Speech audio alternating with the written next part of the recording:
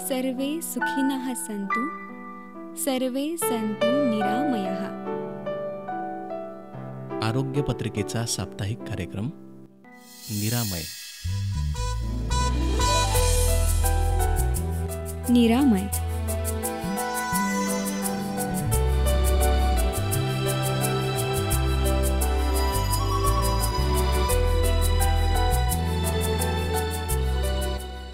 निरामय.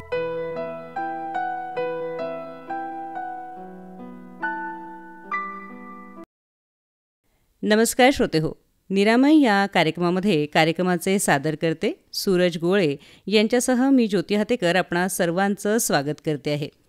श्रोते हो, 25 ऑगस्ट ते 8 सप्टेंबर या दरम्यान नेत्रदान पंधरवाडा साजरा केला जातो आणि त्याविषयीच आज आपण नेत्रतज्ञ फेको सर्जन डॉक्टर विशाल वाघ यांच्याकडनं माहिती घेणार आहोत.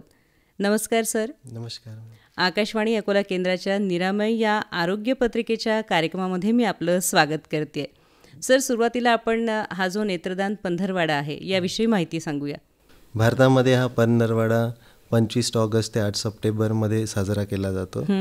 याचे मुख्य उद्दिष्ट असे आहे की लोकांना नेत्रदानासाठी प्रोत्साहन देणे, त्यांच्या काही जे सामाजिक आणि धार्मिक परंपरांमुळे जे नेत्रदानासाठी अडथळे येतात त्याचे गोंधळ दूर करणे, आणि दुसरे म्हणजे की प्रत्यारोपण भारतामध्ये कमी आहे आणि अंध लोकांचे प्रमाण जास्त आहे, तर तो गॅप एक मधातला कमी करण्यासाठी हा पंधरवाडा साजरा केला जातो. हा दरवर्षी होत असतो. दरवर्षी साजरा केला जातो आणि मुख्य उद्देश हा आहे की आपल्या इथे एकतर तुम्ही आत्ताच सांगितलं की अंध लोकांची संख्या भारतामध्ये जास्त आहे आणि त्या तुलनेने आपण पाहतो आहोत तर नेत्रदान कमी पडतं आहे. तर निश्चितच आपली आजची ही जी मुलाखत आहे तर जनजागृती करण्यासाठी हिचा फार मोठा उपयोग आपल्याला होणार आहे. सर, नेत्रदानाची गरज काय आहे आत्ता आपण सांगितलं, पण तरीही मला असं वाटतं आपण जर आणखीन समजावून सांगितलं तर आपल्या श्रोत्यांना तर ते जास्त चांगलं राहील. कारण की जगाच्या 1/4 अंध लोक हे भारतात राहतात आणि जे कॉर्नियल डिसीजेस म्हणतो आपण, जे बुबुळाचे आजार आहे ते नेत्रदानाने करेक्ट होऊ शकतात. म्हणजे ज्यांना दिसत नाही त्यांना नेत्र प्रत्यारोपण केल्यानंतर ते दिसू शकतं, ते जग पाहू शकतात. याच्यापेक्षा मोठं गिफ्ट किंवा आपण काही दान करू नाही शकत दुसऱ्यांना दृष्टी देण्याचं. तर हे काम एक मोठं आहे आणि जे अंध लोक असतात ते स्वतः दुसऱ्यांवर अवलंबून असतात, तर ते कसे स्वतः कामं करू शकतील, त्यांच्या फॅमिलीजला पण त्याची हेल्प होते की ते स्वतः कामं करतील, स्वतःचं स्वतः बघतील. म्हणून हा नेत्रदान करणे महत्त्वाचे आहे आणि त्याची जनजागृती व्हावी म्हणून लोकांपर्यंत माहिती पोचवणे हा एक मुख्य उद्दिष्ट आहे. वारंवार आपल्याला त्यांना सांगावं लागतं की याची गरज आहे आणि तुम्हीही पूर्तता करू शकता त्या गरजेची. आणि तुम्ही सांगितलं की 1/4 लोक जवळपास अंध जे आहेत ते जगभरातलं जर आपण प्रमाण काढलं तर भारतामध्ये आपल्याला सापडतात आणि अत्यंत गरजेचं असं हे नेत्रदान आहे. सर, आणखीन काय आपण डिटेलमध्ये सांगू आपल्या श्रोत्यांना की जेणेकरून त्यांना पूर्णतः ते कन्व्हिन्स होतील की आपल्याला नेत्रदान करायचं आहे. नेत्रदान करण्यासाठी मुख्यतः हिंदू याच्यामध्ये असं वाटते की नेत्रदान केल्यानंतर डोळ्यांचं जे फेसचं डिस्फिगरमेंट होईल, म्हणजे डोळे काढून घेतल्यावर अंत्यविधी कशी होणार. तर असं काही नाही आहे, हा मोठा गैरसमज आहे. त्याच्यामध्ये काही अडथळा येत नाही. ते डोळे काढल्यानंतर त्यांना व्यवस्थित आपण स्टिचेस करून घेतो, तर त्याच्यामुळे असं कुठेच वाटत नाही की त्यांचे नेत्रदान झाले आहे म्हणून मृत व्यक्तींचे. म्हणजे कुठेही ते शरीर जे आहे ते तुम्हाला ते विद्रूप दिसणार नाहीये. नाही. आणि हा जो एक गैरसमज आहे तो त्यांनी डोक्यातनं काढून टाकला पाहिजे. सर, बरेचदा आपण असं म्हणतो की भारत हा तरुणांचा देश आहे, पण आपण पाहतो की अंध व्यक्ती जे आहेत त्याच्यामध्ये आपल्याला तरुणांची संख्या जास्त सापडते. कारण की तरुण व्यक्ती हे जास्त प्रोन असतात, त्यांना इंजुरीज, ते बाहेर असतात.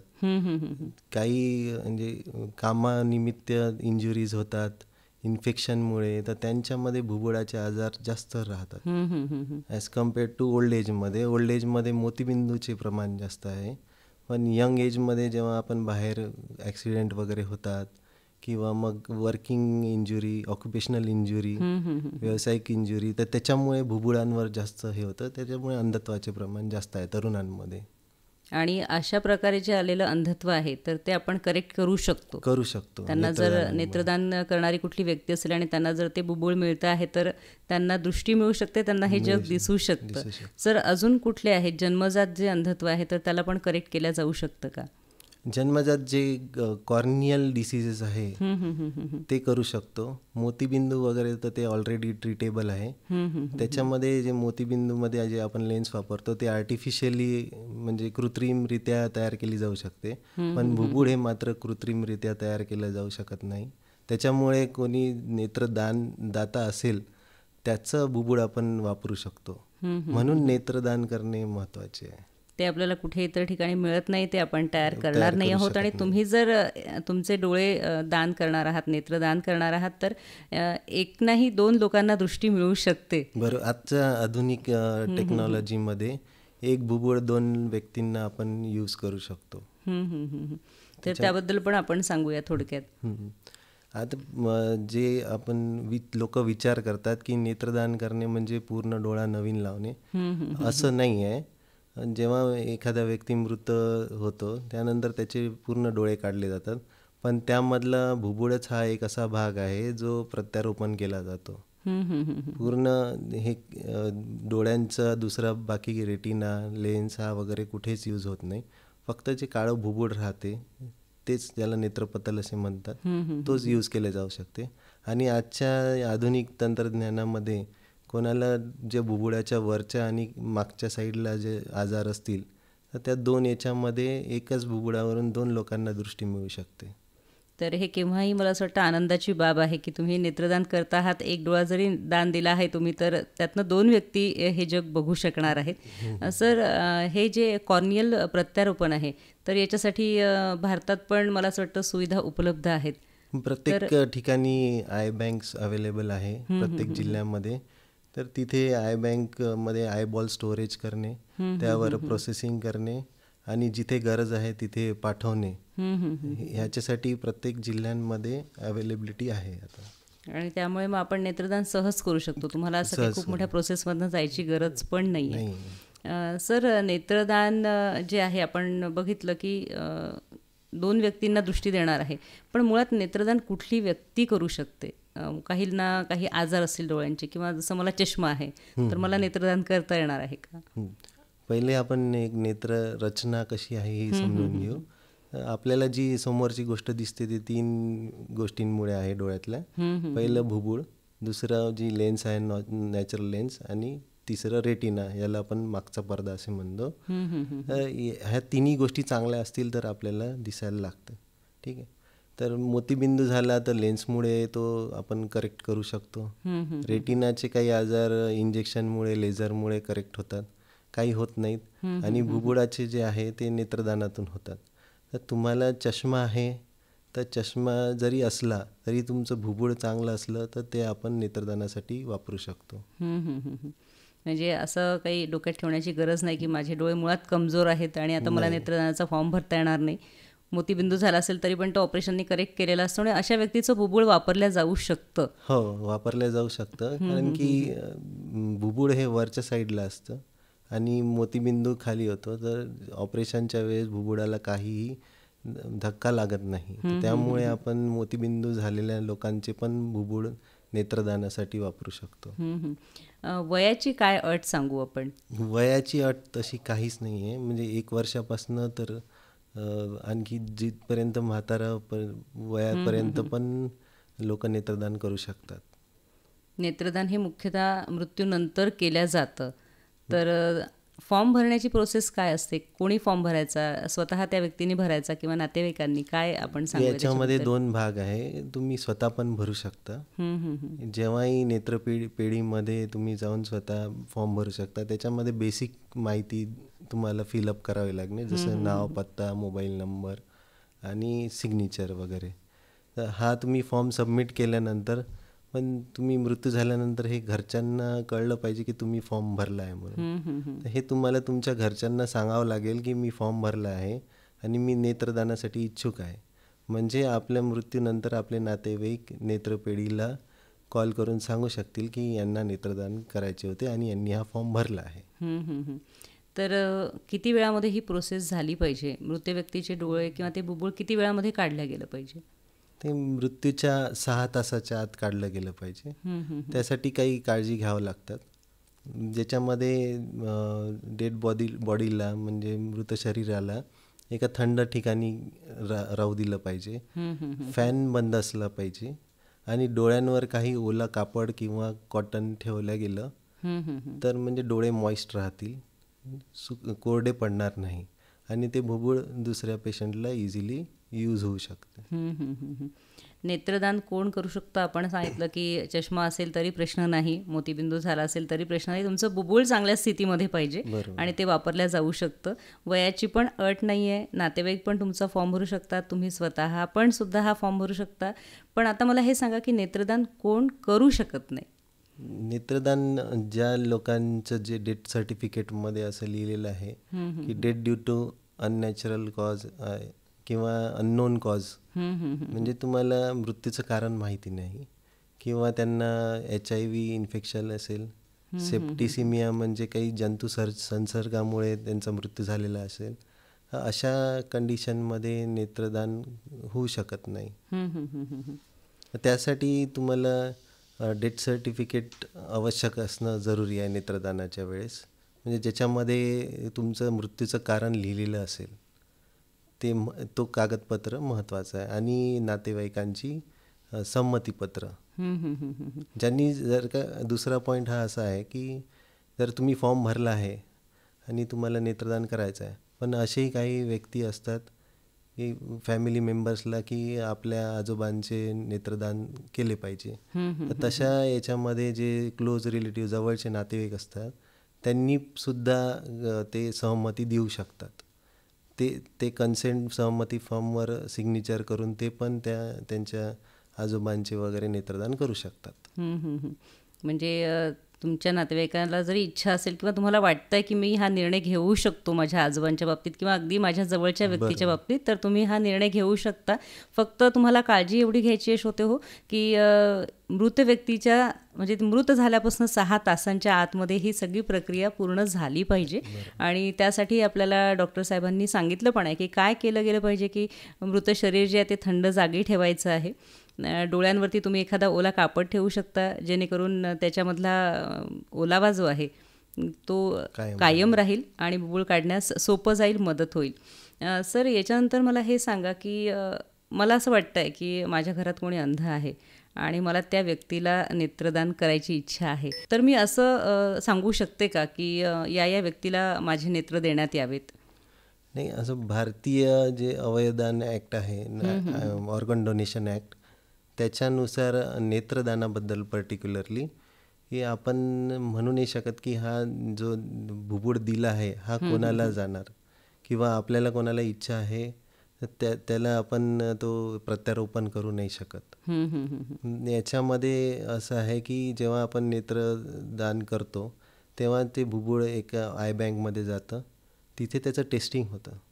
टेस्टिंगमध्ये ते पाहतात की तुमचा नेत्र जे तुम्ही डोनेट केलेलं आहे ते प्रत्यारोपणासाठी योग्य आहे की नाही, त्याच्यासाठी काही टेस्ट केले जातात. ते टेस्ट केल्यानंतरच तो प्रत्यारोपणासाठी वापरला जातो. जरी सपोज कोणी नेत्रदान केलं आहे तो कोणासाठी वापरला जाऊ शकतो किंवा तो जाणारही नाही, पण तो अगदी वायात जाणार नाही, कारण की तो बाकी प्रायोगिक म्हणजे स्टुडंटना प्रयोग करण्यासाठी किंवा त्यावर सर्जरी शिकण्यासाठी शिकाऊ डॉक्टर्सना तो नक्की वापरण्यात येतो. पण तो कोणाचा आहे आणि कोणाला प्रत्यारोपण होणार आहे हे सांगता येणार नाही. म्हणजे त्या बाबतीत गोपनीयता ठेवली जाते. इवन कधी कधी डॉक्टर्स लोकांना पण माहीत नाही राहत की हा आयबॉल कोणाचा आहे आणि कोणाला प्रत्यारोपण आहे. जो देणारा राहतो त्यालाही माहीत नाही राहत आणि जिथे होणार आहे त्यालाही माहिती नाही राहत. म्हणजे रक्तदान आहे, मला माहिती आहे मी कोणाला करते आहे, किंवा इतर काही किडनी दान असतं तर आपल्याला माहिती असतं, पण श्रोते हो, नेत्रदानाच्या बाबतीत मात्र गोपनीयता पाळली जाते. सर, काही फी असते का ह्या सगळ्या प्रोसेससाठी? नाही, राष्ट्रीय अंधत्व निर्मूलन कार्यक्रमाअंतर्गत आणि जे महाराष्ट्रामध्ये जी हेल्थ स्कीम आहे, ज्योतिबा फुले आरोग्य योजना, याच्यामध्ये नेत्र प्रत्यारोपण हे फ्री ऑफ कॉस्ट आहे, म्हणजे याच्यावर कोणतीच फी लागत नाही. सर, रक्तदान करताना आपण पाहतो की एक व्यक्ती अनेकांना जीवनदान देऊ शकते. तसं डोळ्यांचं आहे का? या बुबुळाव्यतिरिक्त पण काही अवयव वापरला जातो का? त्यातला कुठला भाग उपयोगात येतो का आणखीन? म्हणजे खूप कमी वेळेस यूज केला जातो. तर बुबुळामध्ये आपला जो पांढरा भाग आहे बुबुळाच्या बाजूला, तो जेव्हा त्याला काचबिंदू वगैरे होतो तर एखाद्या सर्जरीमध्ये तो यूज केला जाऊ शकतो. पण प्रामुख्याने फक्त काळं बुबुळच वापरलं जातं. सर, हा कॉर्निया जो काढून ठेवला जातो तर तो किती काळपर्यंत ठेवला जाऊ शकतो, किंवा त्याच्याविषयी आपण आणखीन अधिक काय माहिती सांगू? पहिले कॉर्निया काढल्यानंतर त्याला आपण बेसिक जी नेत्रपेढी असते तिथे तो 4 दिवसापर्यंत राहू शकतो. म्हणजे 4 दिवसाच्या आत दुसऱ्या प्रत्यारोपण करावं लागते. पण आता काही ॲडव्हान्स जे मीडियम आहेत ज्याच्यामध्ये तो ठेवण्यात येतो, तो 28 दिवसापर्यंत स्टोअर राहू शकतो. म्हणजे 28 दिवसाच्या नंतर प्रत्यारोपण केलं तरी चालेल. आपण आणखीन काय माहिती सांगू की ज्या माध्यमातून आपण आणखीन लोकांना जागरूक करू शकू की त्यांनी नेत्रदान केलं पाहिजे? हेच की सगळ्यांना, म्हणजे ज्यांना जे अंध आहेत त्यांना हे जग तुमच्या माध्यमातून दिसू शकते. म्हणजे तुमच्या मरणोत्तरही तुमचे डोळे काम करू शकतात.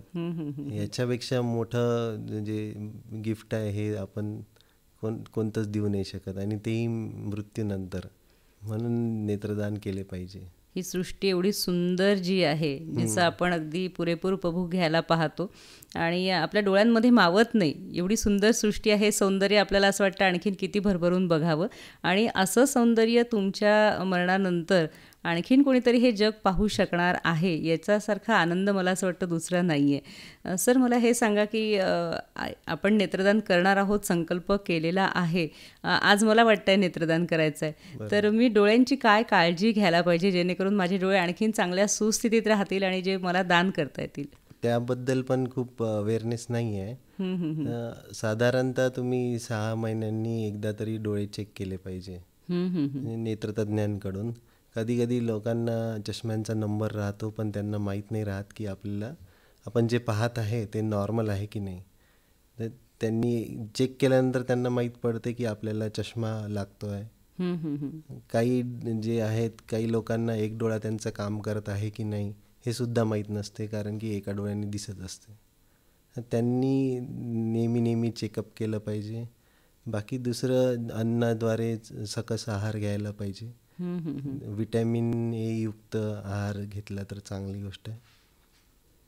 या व्यतिरिक्त सर, आपण आजकाल मोबाईल बघण्याचं प्रमाण पण अतिशय वाढलेलं आहे. लहान मुलांपासून आपल्याला दिसतं की चष्मा लागलेला असतो, आणि त्यासाठी पण थोडं मार्गदर्शन करूया.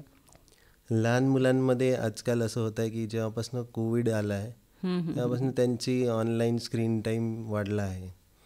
तर त्यांचं बाहेरील ॲक्टिव्हिटी जी आहे, बाहेर खेळण्याचे प्रमाण वगैरे कमी झालेलं आहे.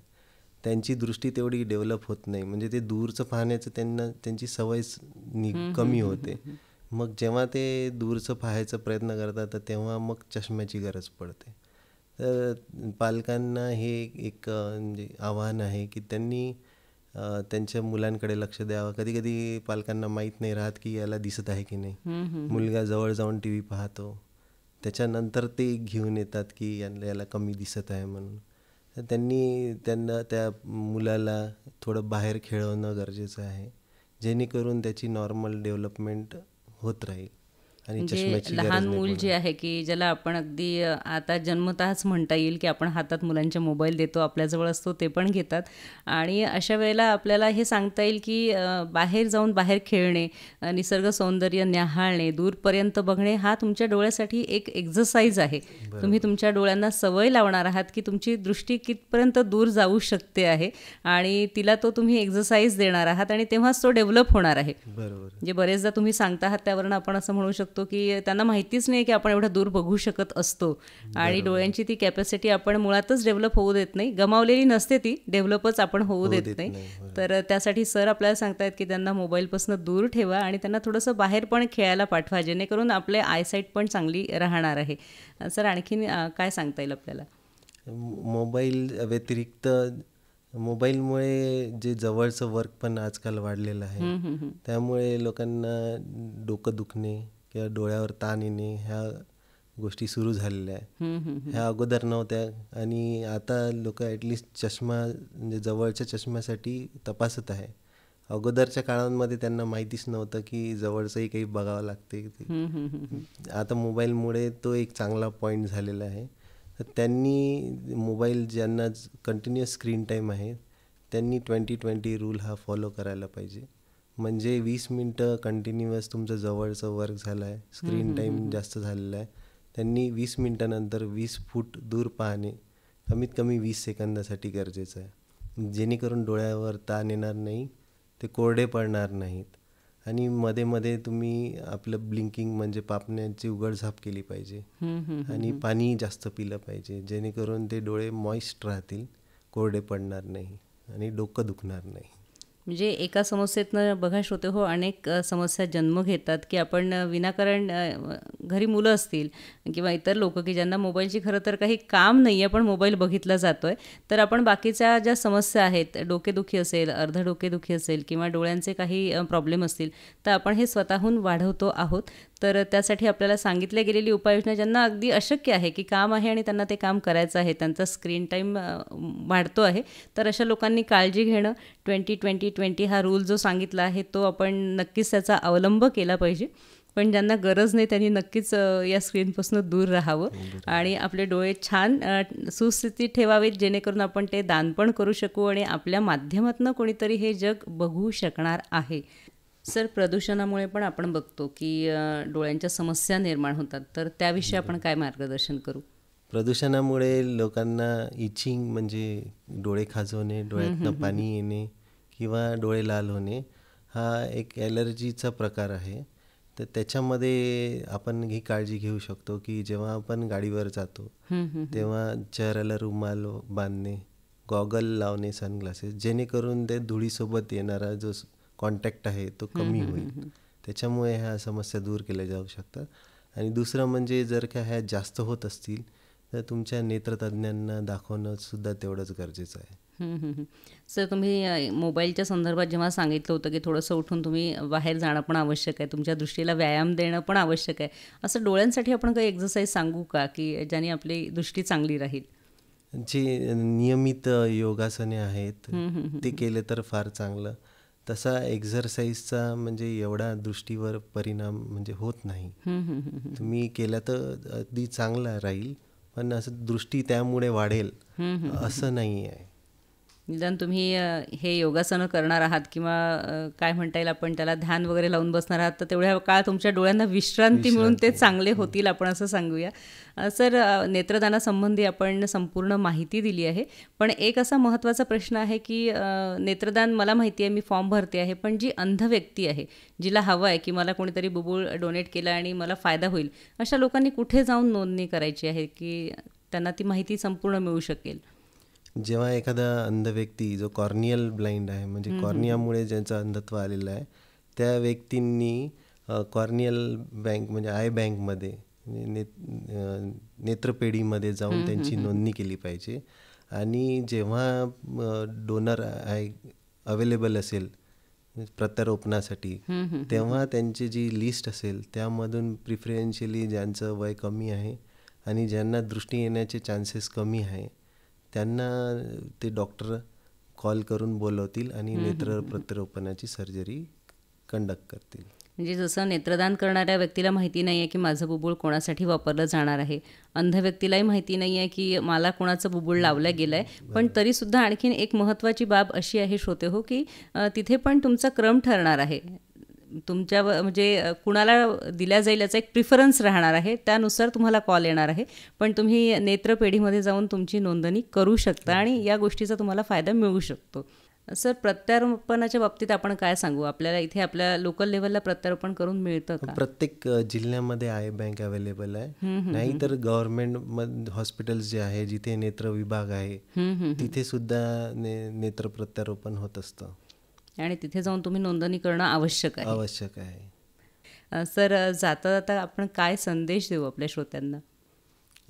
जे आपण हे जग पाहत आहे ती नेत्रदानातून दुसऱ्यांना बघण्याची संधी आपण दिली पाहिजे.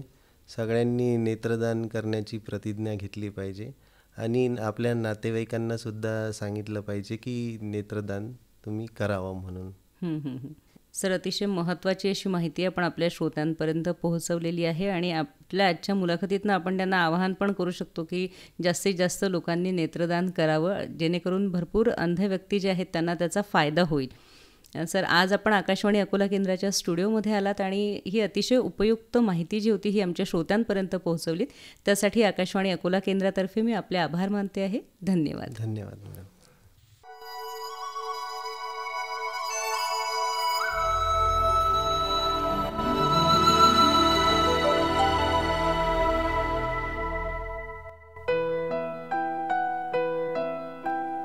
सर्वे सुखिनः सन्तु, सर्वे सन्तु निरामयः. आरोग्य पत्रिकेचा साप्ताहिक कार्यक्रम निरामय. निरामय.